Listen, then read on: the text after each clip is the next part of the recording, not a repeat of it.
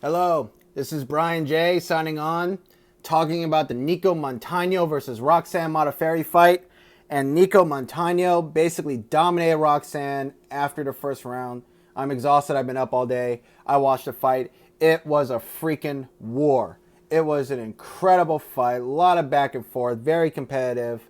But I think Nicco clearly won the fight. She was landing the more accurate strikes, and she got more takedowns, and she was stopping Roxanne's takedowns as well. And it was amazing how Nicco was able to capitalize on Roxanne's mistakes. Like when Roxanne tried to take down Nicco, Nicco would scramble and get on top somehow, or Nicco would try to reverse it and get a takedown. Nicco was landing more strikes. She was landing more significant strikes. She had better footwork.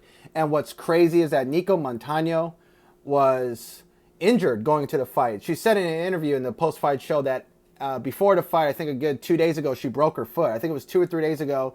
She broke her foot, and it looked like she wasn't going to show up. But she went to the Performance Institute and they did some treatment on her foot, and she was like, "Okay, I'm good to go." But she was basically fighting Roxanne with only one good foot. And I noticed when I was watching the fight that Nicco wasn't using a lot of her kicks.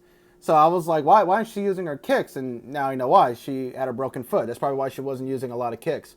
But Nicco fought a great fight. She is so calm and so composed and so focused. Like she just has this Native American Navajo meditative calmness about herself.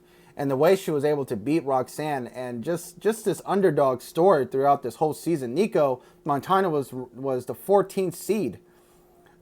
She was the 14th seed, and she dominated Lauren Murphy in the first fight in episode 4. And then she dominated Montana. At the time, her name was Montana Stewart. Now Montana's last name is De La Rosa because she got married to her husband recently. And then Nicco dominated Montana, and then she moved on to fight Barb, and Nicco Montano dominated Barb Honchak. And she actually dominated Barb better than Lauren Murphy tonight, really. I mean, the fight between Lauren Murphy and Barb Honchak could have gone either way, but Nicco Montano clearly beat Barb Honchak, and she clearly dominated Lauren Murphy. And then Nicco goes on to fight Roxanne Modafferi, and she completely dominated her after the first round. The first round I gave to Roxanne, but after that, it was all Nicco Montano. I had 4 rounds to 1, which is 49-46, which is the 2 scorecards on 2 official judges. The first judge gave Nicco every round. He just had it 50-45, so he had it more wide. But I had the same scorecards as the other 2 judges. But look, Nicco Montano, she's a great fighter. She's a world champion.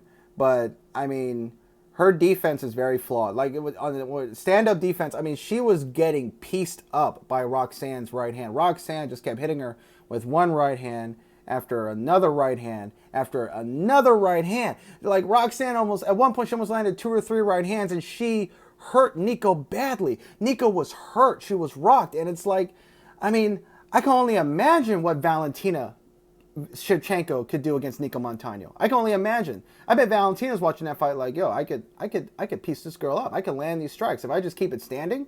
And Valentina's also gotten better on the ground. She could get submissions on the ground. She submitted Juliana Pena, who's a submission specialist. I mean, and Valentina's a great high-level striker, better than Joanna. You know, almost as great as her sister, Antonina. So it's like, I mean, Valentina's probably looking at this fight and be like, okay, Nicco, like, she just got pieced up by Roxanne, who used to be a terrible striker. And Roxanne has only gotten better recently. So I can only imagine what Valentina could do to Nicco Montano, but that fight might happen next summer, hopefully. Maybe not. Maybe Dana White will just throw Paige Van Zandt against Nicco Montano, because why not? You know, whatever. But yeah, this is a great time to be an MMA fan. This is a great time to be a fan of women's MMA. I mean, this is flyweight division is here. It's ready. And Nicco, like, she put on a great performance, and you know, I can't wait. I can't wait to see her next fight. This was a great night of fights. Most of the fights were great, except for the Deanna Bennett fight. That fight was terrible. But Nicco Montano is the new inaugural. She is the inaugural flyweight world champion in women's MMA in the UFC.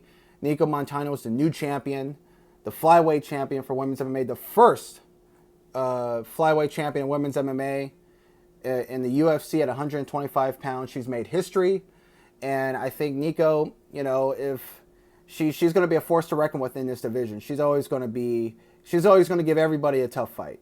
Even if she loses her next fight, let's say she fights Valentina and she loses, I bet she could still beat the other top 10 fighters in the division and get right back in title contention. So, anyways, What a great fight. This is Brian J, and I'm done.